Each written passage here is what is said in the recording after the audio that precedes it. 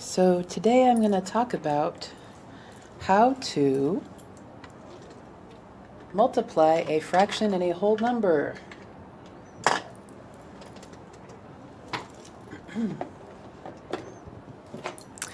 So let's take this one. 3 times 2/5. Well, what I like to do is change the 3 to 3 over 1, because that means the same thing, but now it's in fraction form.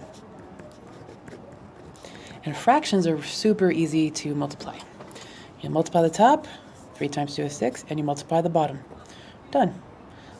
Well, almost done. I have to change this to a mixed number. There are a few ways of going about that.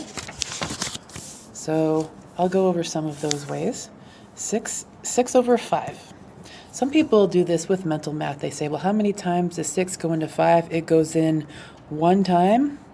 And then what I would have left over is 1/5. If that is not intuitive, then here is a more step-by-step way of doing it. I could say 6 over 5 equals 5 over 5 plus blank over 5. What I did is I broke this up into an addition problem. 5 over 5 is the first term, because that's equal to 1, and I just figure out what goes in this blank. Well, 6 minus 5 equals 1, so 1 goes there. 6 equals 5 plus 1. 6/5 equals 5/5 plus 1/5. Well, 5/5 is just 1 whole, and then my fraction is 1/5, so that's 1 and 1/5. Another way of doing it would be that, okay, here's a shortcut. That's very similar to this, but it skips one of the steps. It just goes straight to the end. I know this is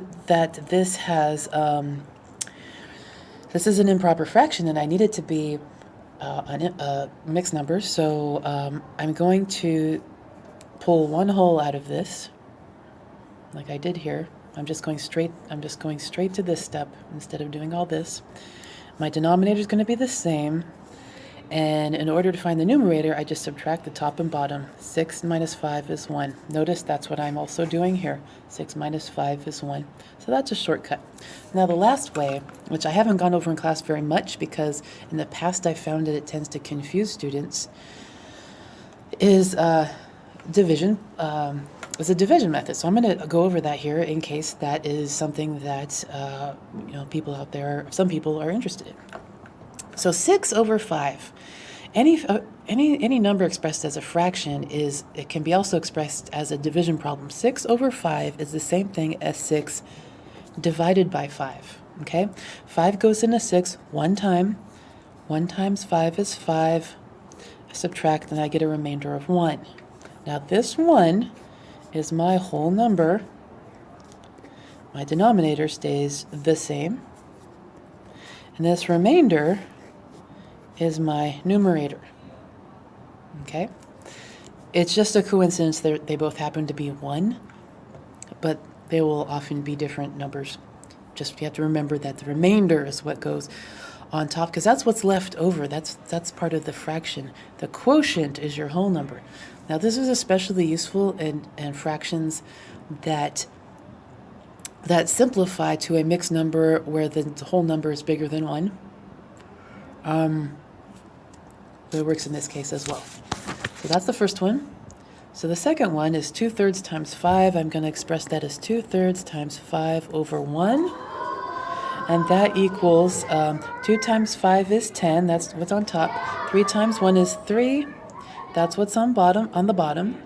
Now I need to change. I can't simplify this 10/3, so I'm going to change it to a mixed number. I know that 10/3, I can pull at least one whole out of there. So I'm going to use my shortcut method. I'm not going to go through all the methods for every one of them. I'm just going to do the shortcut method. I know my denominator is 3, and my numerator is going to be 10 minus 3, which is 7. Well, this is still an improper fraction. So I have to pull another 1 out of here and add it to this 1. That becomes 2. And my fraction becomes smaller because I'm pulling 1s out of the fraction and leaving less. 7 minus 3 is 4. Well, that is still an improper fraction. So I need to pull one whole out of this and add it to the 2. And I get 3, and my denominator stays 3. Notice it always stays the same. My numerator is 4 minus 3, which is 1. 3 1/3. Let me test that. 3 1/3. The jelly bean method, 3 times 3 is 9, plus 1 is 10, and my denominator is 3. So yes, that is correct. 3 1/3. This next one is 6 times 2/3. I'm going to change that to 6 over 1 times 2 over 3, and I get 12/3. 6 times 2 is 12, 1 times 3 is 3. Now I can simplify this, so let's do that. I can divide the top and bottom by 3, and I get 4 over 1. Well, guess what? That's equal to 4, and I don't have to do anything else. So you definitely want to simplify. As soon as you multiply, you might get lucky and not have to change this to a mixed number because it's not a mixed number. So the answer to that one is 4. Now I have 5/7 times 4. 5/7, and I'm going to change the 4 to 4 over 1, and I get 20 on top. That's 5 times 4. 7 on the bottom. That's 7 times 1. So I'm going to change this to a mixed number. 20 over 7, I pull 1 out of there. My denominator, my fractions remain 7. 20 minus 7 is 13. This is still an improper fraction, so I'm going to pull another 1 out of there, add it to this one. And I get 2. My denominator stays the same. My numerator is going to be 13 minus 7, which is 6. And I get 2 6/7. So that's several examples on how to do that. Now there's a part of the homework which is looks kind of like this. So I'm going to do a few of these examples also. So this one says blank over 2 times 8 equals 4. Well, I find it useful to change everything into fraction form. So I'm going to say blank over 2 times 8 over 1 equals 4 over 1. Okay. Well, I know that this bottom part's going to be 2. So, and then it's going to simplify to 4 over 1. Well, what do I have to do to 2 to get 1? I would divide by 2. Well, what can I put here that once I divide by 2, I get 4? That would be 8. So this space, this would need to end up, whatever I put in here, multiplied by 8, I would have to get 8 as my answer, because 8 over 2 would simplify to 4 over 1, which would simplify to 4. And obviously, 1 times 8 is 8. Another thing you can do is just guess and check.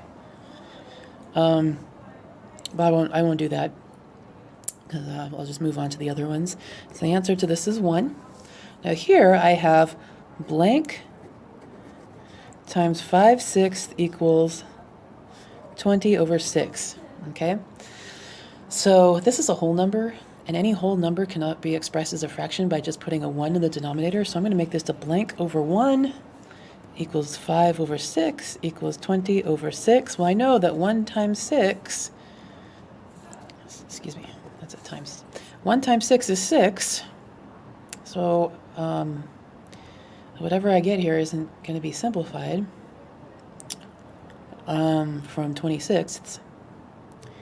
And so what do I multiply by 5 to get 20? Well, the answer to that is 4. 4 times 5 is 20. 1 times 6 is 6. Okay, so that would be 4. This one, I have 1 over blank times 18 equals 3. I'm going to express the 18 as 18 over 1, and the 3 is 3 over 1. 1 over blank equals 18 or times 18 over 1 equals 3 over 1. So I know the top is going to be, so 3 is what I'm going to get in my numerator once I simplify. But before I simplify, it's going to be 18. I'm going to have 1 over blank times 18 over 1 is going to be 18 over something equals 3 over 1. Well, I know to get from 18 to 3, I divide by 6. So whatever I put here, I have to divide that by 6 to get 1. Well, I know that 6 divided by 6 is 1. So let me see, what do I have to multiply by 1 to get 6? 6. That's what I would multiply. So my answer here is 6. I hope that was helpful. Please send me an email if you get stuck.